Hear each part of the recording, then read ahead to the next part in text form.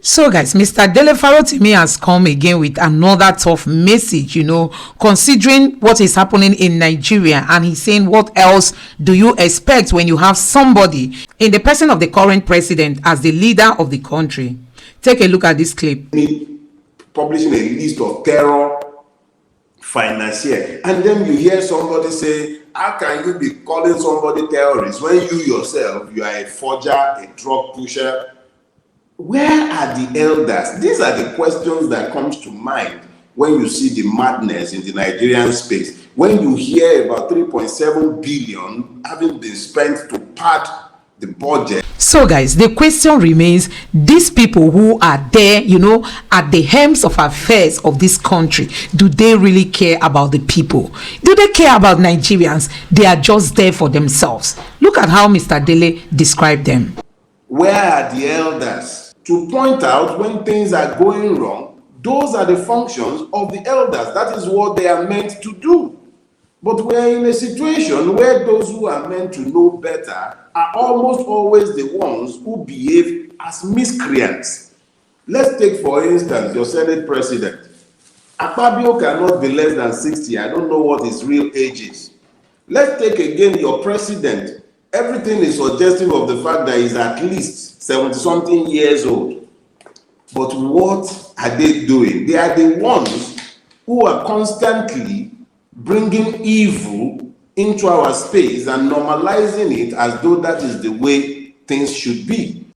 Talking about bringing evil into the society and normalizing it, we also how the current president had 3 dates of birth.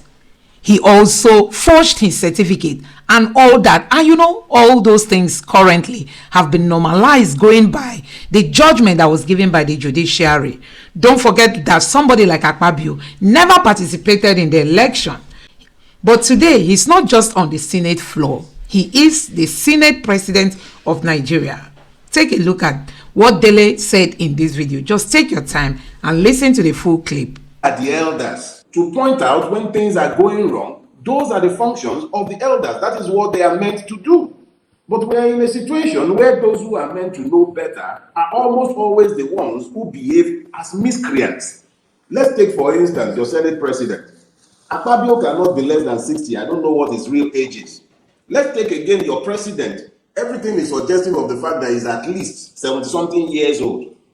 But what are they doing? They are the ones who are constantly bringing evil into our space and normalizing it as though that is the way things should be. Look around Nigeria and tell me if anything in our space is suggestive of a place that is occupied by altruistic elders.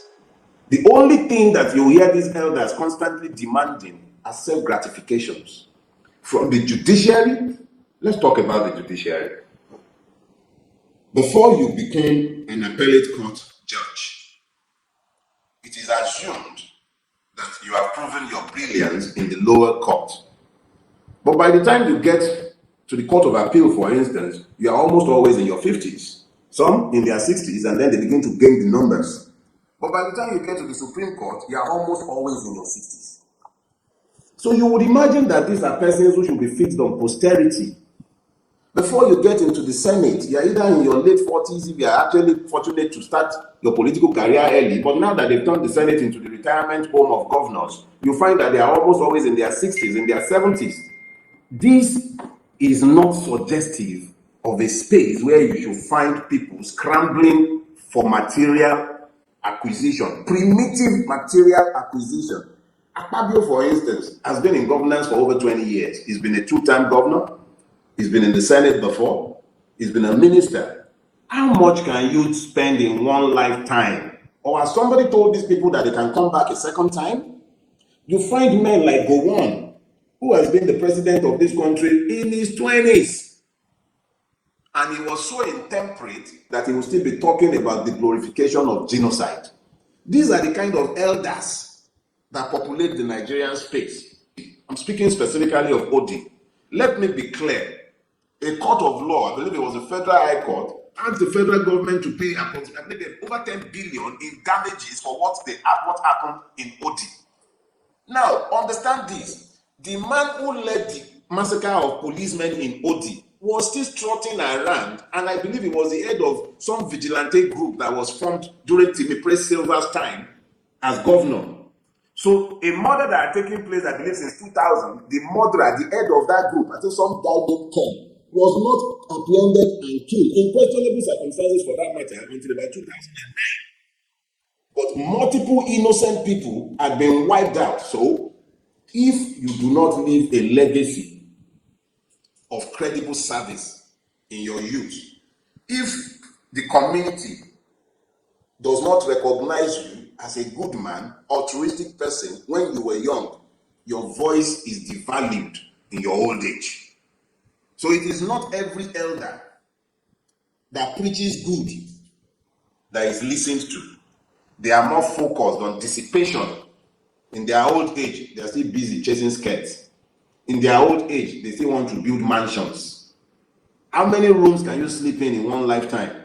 They are still chasing cars. They are still consumed by their community. The assumption is always that as you grow older, you become tempered. You become focused on the hereafter. You become more inclined to consider the future. Where are the Eshinwaju that the ones behind should follow in Nigeria? Any youth following the aged in Nigeria, those who should be called elders, is lost. They have not left a legacy of good services. They are lacking in vision. The Bible says that the old men shall dream dreams, and the young men shall see visions. The old men in Nigeria have not even allowed the space for the young to envision anything because they've laid no foundation for which anyone might follow. Enough said for one day. It is not about the quantity of hours spent haranguing the system or ventilating anger. It is about the content of what has been said to you. When they have led him to believe that his problem comes directly from fellow victims and not the system and the ruiners who operate the system that has held him bondage, it is very difficult to then find common purposes when the person with whom you should have aligned yourself, and become one is the person you are seeing as your enemy. So they've given Nigerians enemies when they themselves are the true enemies. Now, when you talk about the Labour Party members who are in the National Assembly and who have completely forgotten how they got there and have aligned themselves with those who have been oppressing us all along, let me explain something. You will notice that during the campaign, before the election, after the election, I've always been very deliberate and careful in explaining that I am not a member of the Labour Party.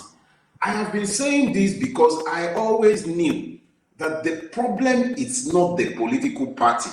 The problem has always been the system and the politicians who go into the system who become conformed to the system. Executing the program of the political party would have achieved anything is a lie. That was never going to happen. Nigeria is not the way it is because parties have failed to write highfalutin policies, but because men have not sought to change anything. They have been more interested in gaining power so that they are the operators of the oppressive system.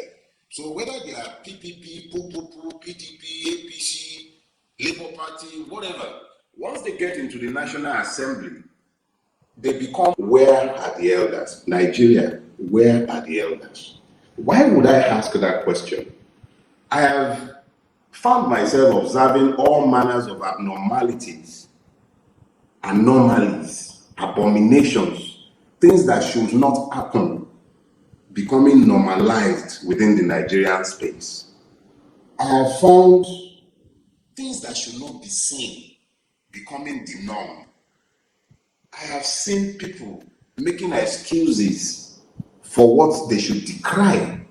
Almost like the elder in that Yoruba proverb, seeing a child with a lopsided head, and instead of straightening the child's head, actually working to make it even more skewed than it is. That is what I have observed in our space. So this has led me to begin to ask questions. When the Yorubas said Agbakiwa Lonja Akoli Omotuntun War, what were they really saying?